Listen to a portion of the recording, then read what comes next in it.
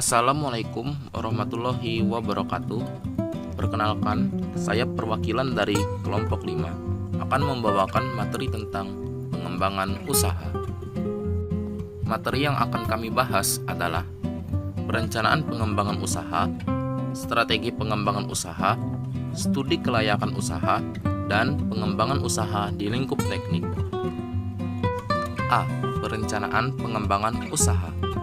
Pengembangan merupakan bentuk upaya yang dilakukan oleh berbagai pihak seperti pemerintah, dunia usaha, dan masyarakat melalui pemberian bimbingan dan bantuan perkuatan untuk menumbuhkan dan meningkatkan kemampuan usaha agar menjadi usaha yang tangguh dan mandiri. 1. Pentingnya perencanaan pengembangan usaha. Dalam pengembangan suatu usaha diperlukan sebuah perencanaan yang baik. Berikut merupakan pentingnya menyusun perencanaan dalam pengembangan usaha. A. Menunjukkan bisnis layak dan menguntungkan. B. Mendapatkan biaya bank. C. Mendapatkan dana investasi. D. Kemudahan mengatur kerjasama dengan pihak lain. E. Melakukan kontrak kerjasama. F. Memotivasi dan fokus. G. Fokus perencanaan pada bisnis. 2. Mengidentifikasi peluang pasar. Peluang pasar adalah kesempatan yang tersedia dan akan digunakan untuk memasarkan produk. Secara umum, ada 3 pengembangan yang dapat digunakan, yaitu sebagai berikut. A. Pengembangan intensif. B. Pengembangan integratif. Dan C. Pengembangan diversifikasi. 3. Tingkatan dalam pengembangan usaha. Persaingan dunia usaha yang semakin ketat menuntut pengusaha untuk mengembangkan usahanya. Pengembangan usaha memiliki tingkatan yang berbeda-beda, antara lain sebagai berikut. A. Pengembangan usaha pada tingkat produk. B. Pengembangan pada tingkat komersial. Dan C. Pengembangan usaha pada tingkat korporasi. 4.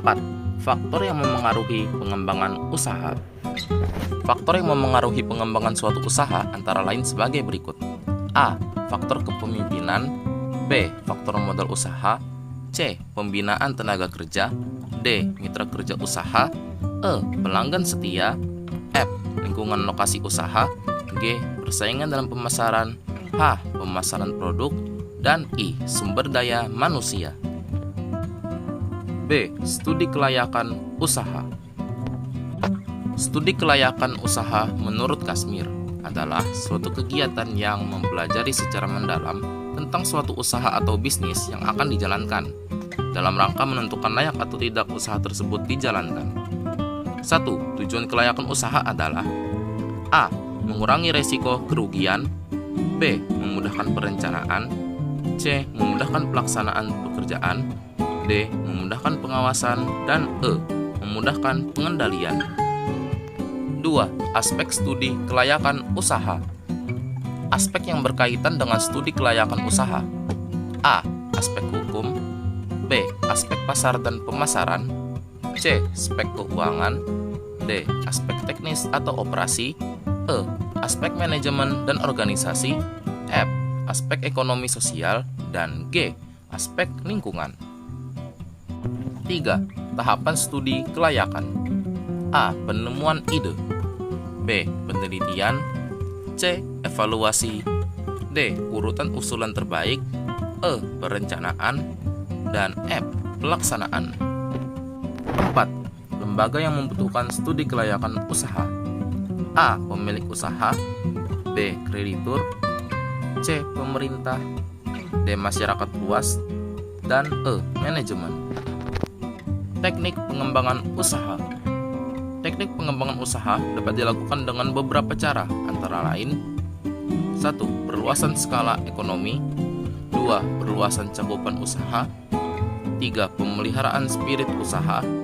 4. Pengembangan peluang usaha. Pengembangan dengan konsentrasi bahan usaha. Bentuk badan usaha gabungan dari beberapa badan usaha adalah berikut. 1. Penggabungan menjadi satu, trust.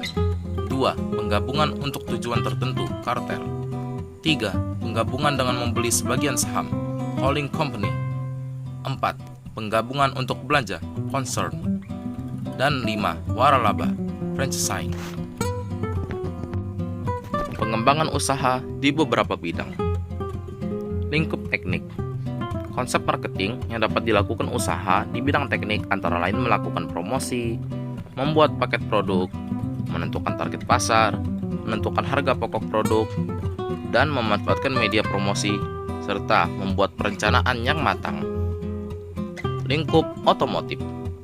Layanan penjualan suku cadang, spare part, penjualan pelumas, penjualan aksesoris, jasa cuci motor atau mobil, dan produksi kerajinan dari ban bekas. Lingkup teknik mesin. Lingkup teknik mesin sangat dekat dengan usaha pembuatan teralis, tangga, pagar, dan benda-benda yang berbahan dasar logam. Sebuah usaha di bidang permesinan terbuka luas untuk dikembangkan dengan produk-produk kerajinan limbah logam dan peralatan rumah tangga dari limbah permesinan. Lingkup konstruksi dan properti. Pengembangan usaha di bidang properti seperti usaha produsen daun jendela, daun pintu, dan usaha mebel. Lingkup elektronik. Beberapa limbah elektronik merupakan golongan berbahaya jika tidak diperlakukan secara bijak. Penting untuk memikirkan bagaimana cara mendaur ulang limbah-limbah tersebut. Tindakan mendaur ulang limbah elektronik dapat dilakukan dengan menjadikan produk perhiasan dan peralatan rumah tangga. Sekian materi yang dapat kami sampaikan. Wassalamualaikum warahmatullahi wabarakatuh.